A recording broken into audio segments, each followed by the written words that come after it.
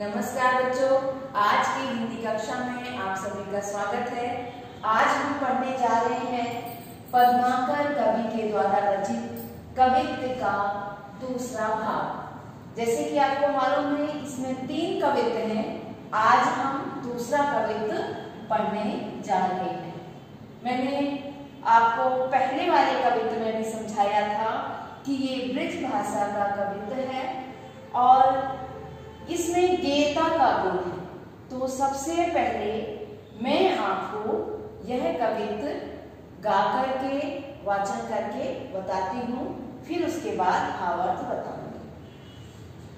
गोकुले के गली के गोप गावन के जौरो राधी कछु भाकत भने नहीं कहे पद्माकर परोस पिछवारन के द्वारन के द्वारे गुण अवगुण गणे नहीं तोलो चलित चतुर सहेलिया ही को कहो नीके के निचोड़े ताही करत मने नहीं हो तो श्याम रंग में चुराए चित्ते चोरा चोरी बोरत तो बोरे पे निचोरत बने नहीं। मेरे वाचन से जैसे कि आपको समझ में आ गया होगा कि पूरे कवित्व में होली के अवसर का बड़ा ही सजीव चित्रण है। ब्रज के एक गांव में होली मनाई जा रही है और वहीं का पूरा वर्णन इस कवित्व में आपको देखने को मिलेगा। जैसा कि मैंने पहले बताया कि ये ब्रज भाषा है, इसलिए यहाँ पर ब्रज भाषा के शब्दों का प्रयोग किया गया है। आइए हम कुछ नए शब्द यहाँ पर देख लेते हैं। गाउन, गाउन का मतलब है गाँव। भाकत भने नहीं मतलब वर्णन करते नहीं बनता। परोस यानी पड़ोस। बोरन यानी डुबोना। निचोरे यानी निचोड़ना। आइए अब हम कवित्व को पढ़ते हैं और साथ ही साथ भावार्थ जानते हैं। गोकुल के कुल के गली के गोप गावन के। गोकुल के गांव में जितने भी गोप और ग्वाले वंश के लोग हैं वो क्या कर रहे हैं, गली में यहाँ से वहां होली के अवसर पर रंग लगाते हुए दौड़ते हुए घूम रहे हैं। जोर लगी कछु को कछु भागत भने नहीं। जो लगी कछु यानी उनके मन में जो कुछ भी आ रहा है वो वह काम कर रहे हैं। वो क्या करने वाले हैं किसी को नहीं पता।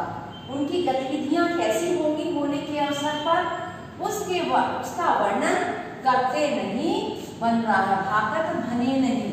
उनकी गतिविधियां शब्दातीत हैं, उनका वर्णन शब्दों के माध्यम से करते नहीं बन रहा है।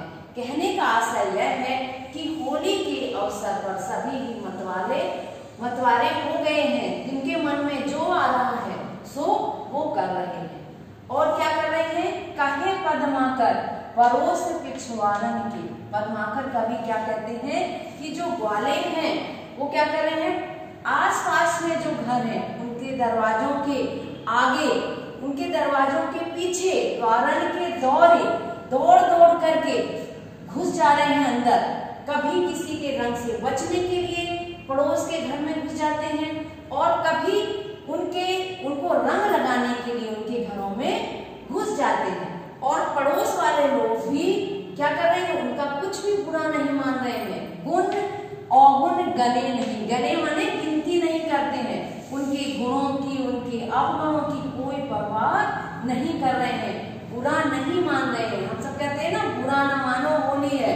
ऐसे ही गोकुल में भी कोई किसी की भी हरकत का बुरा नहीं मान रहा है। उनको जो मन में आ रहा है सो वो कर रहे हैं। आप सभी को मालूम है, वैसे भी ब्रज की होली बहुत ही ज्यादा प्रसिद्ध है। सभी लोग वहां की होली दूर दूर से देखने जाते हैं। अब हम आगे की पंक्तियां देखते हैं। तोलो चलित चतुर सहेली या ही को कहूं। अब दो सखियां हैं वो आपस में बात कर रही हैं। वो रंग से डूबी हुई हैं, दोनों ही रंग से डूबी हुई हैं। नीके के निचोरे ताही करत मने नहीं। और अभी एक सखी रंग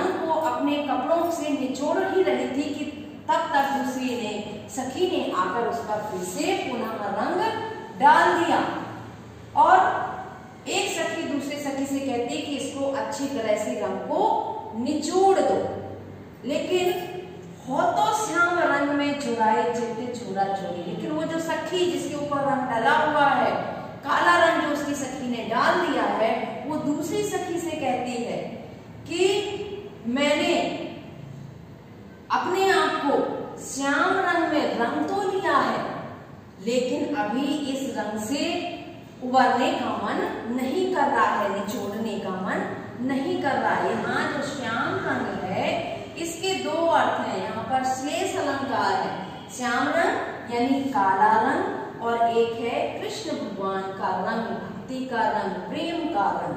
तो जो दूसरी सखी कहती है कि मैंने चोरी चोरा यानी चुपके से अपने आप को श्याम के रंग में डुबो तो लिया, लेकिन बोरत तो बोरियो पे निचोड़त बने नहीं। अपने आप को डुबो तो लिया मैंने, लेकिन अब उससे उबरने का मन नहीं कर रहा है। यहाँ पर दो अर्थ निकलते हैं। एक तो यह कि जो उसकी सहेली ने काला रंग डाल दिया है, तो आप सब जानते हैं कि काले रंग के ऊपर कोई भी रंग चढ़ता नहीं है, कोई भी रंग दिखाई नहीं देता है। तो वो कह रही है कि अब तुम्हारे जो श्याम रंग में डूब गई हूँ तो उसे निचोड़ने का कोई मतलब नहीं बनता, अब मैं उसे नहीं निचोड़ती हूँ।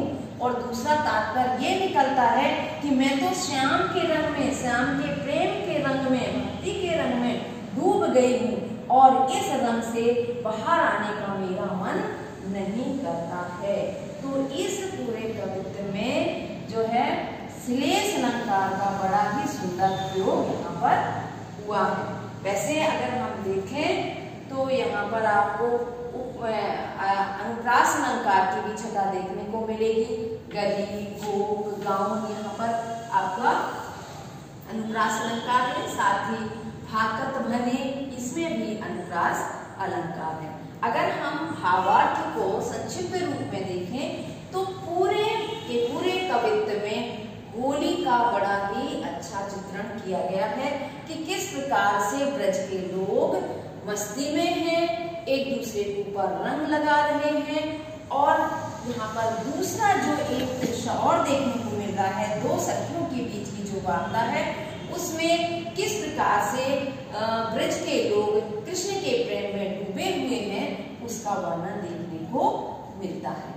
जब हम आपके परीक्षा में प्रश्न करने को आता है तब प्रसंग आप लिखते हैं, आप संदर्भ भी लिखते हैं। तो ये सब आपको मालूम है कि संदर्भ में आप ये लिखोगे कि पद्माकर का कवित्व है, प्रसंग में होली का वर्णन है, और उसके अंत में आप विशेष लिखते हैं।